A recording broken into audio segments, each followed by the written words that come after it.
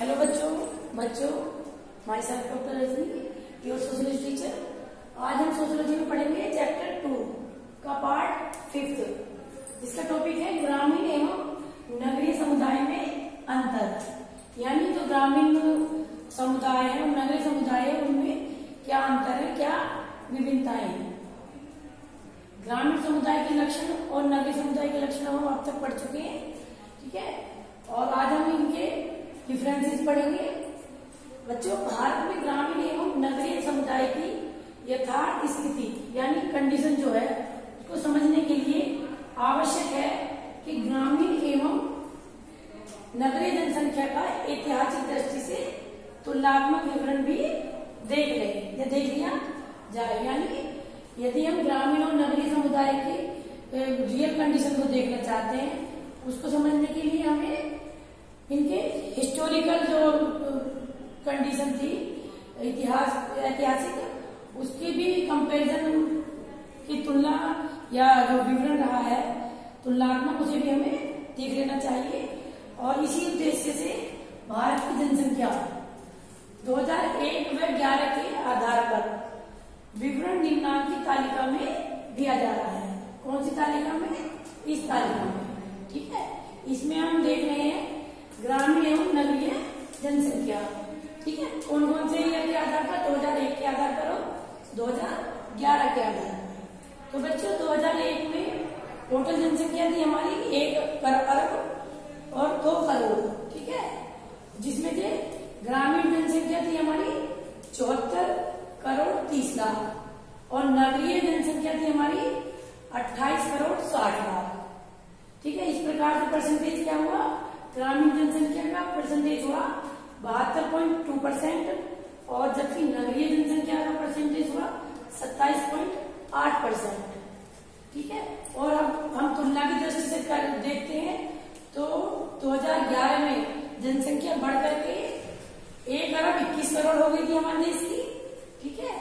इस प्रकार जो ग्रामीण जनसंख्या थी वो 83 अरब 30 करोड़, ठीक है, सॉरी 83 करोड़ 30 लाख, ठीक है।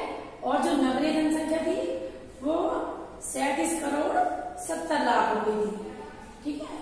और परसेंटेज के हिसाब से हम देखते हैं तो ग्रामीण में 68.8% हो गई थी जनसंख्या का स्तर और नगरीय में 31.2% हो गई थी, ठीक है।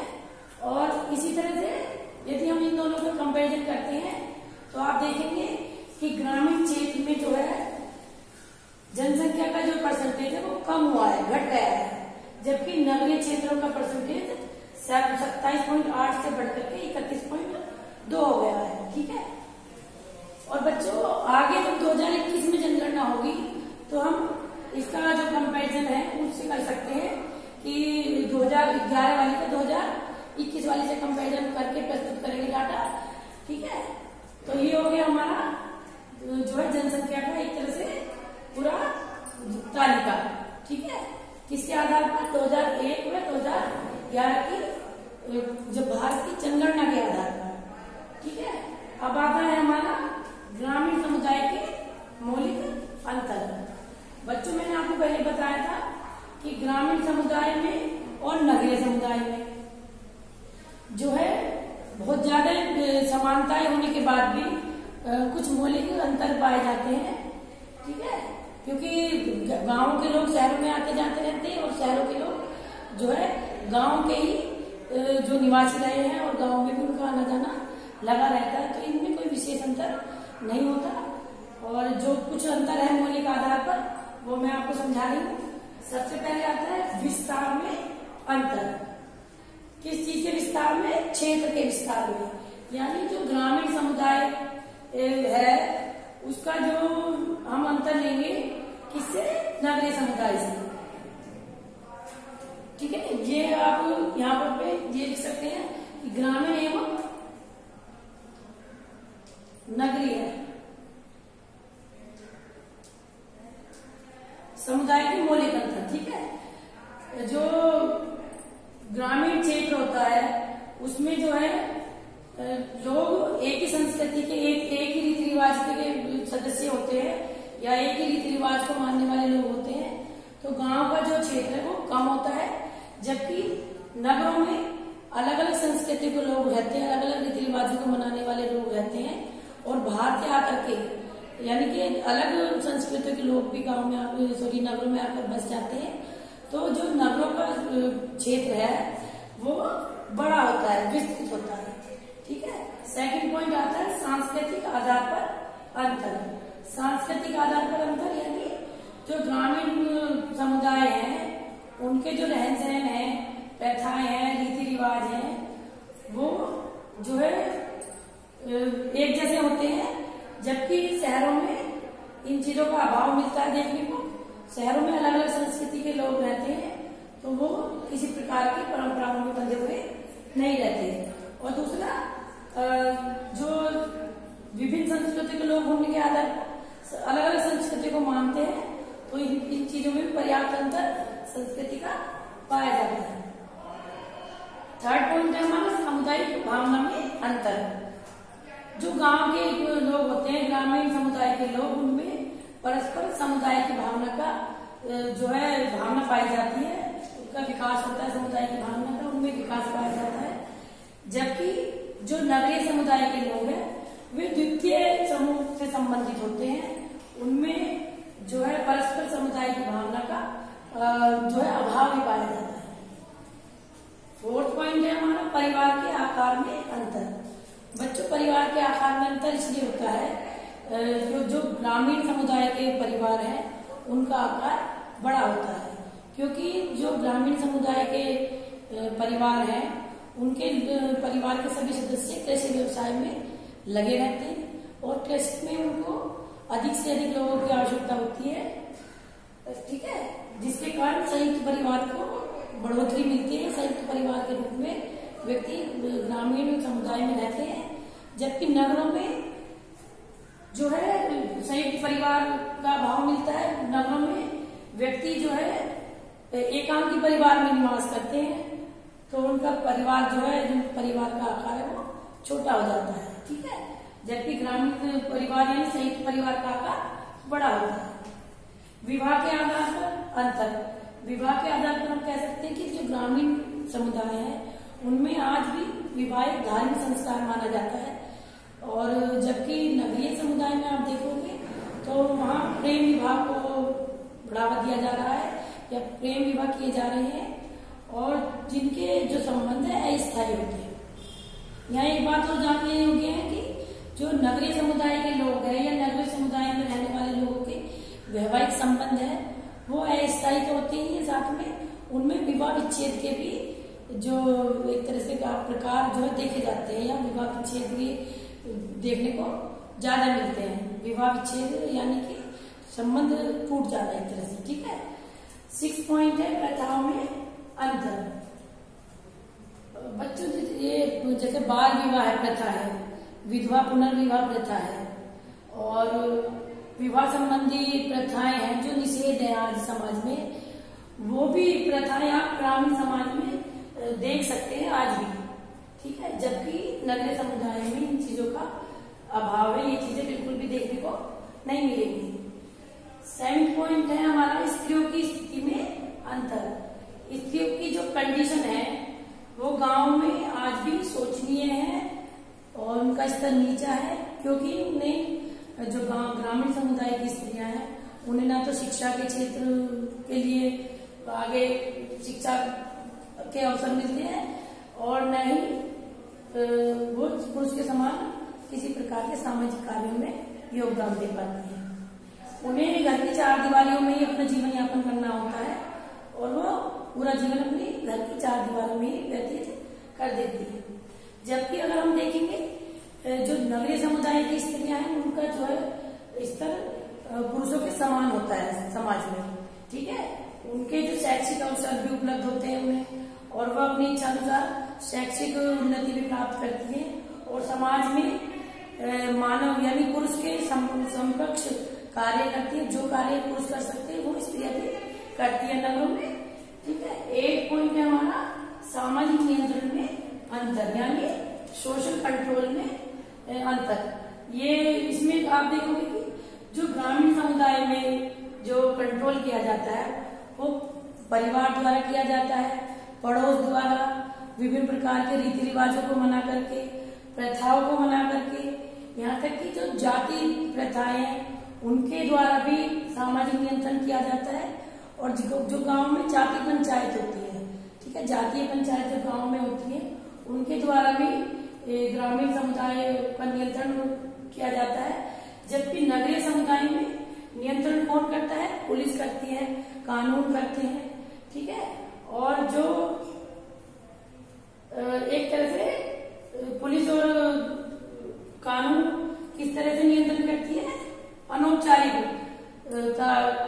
औपचारिक निभा करके औपचारिक जो नियंत्रण किए जाते हैं शहरों में। जबकि जो ग्रामीण समुदाय है उनमें अनौपचारिक नियंत्रण हो जाता है। अनौपचारिक नियंत्रण किसके द्वारा? परिवार, पड़ोस द्वारा, ठीक है। नेक्स्ट पॉइंट है हमारा पड़ोस और जाति की भावना में अंतर। बच्चों, जो ग्रामीण समुदाय है उनमें पड़ोस और जाति की भावना पाई जाती है, ठीक है। पड़ोस की भावना भी और पड़ोस से संबंध भी पाए जाते हैं। जाति, अपनी जाति के लिए जो आपने देखा होगा कि अपनी जाति के लिए लोग ज्यादा सोचते हैं, ज्यादा अच्छा करना चाहते हैं, तो इस तरह की भावना पाई जाती है।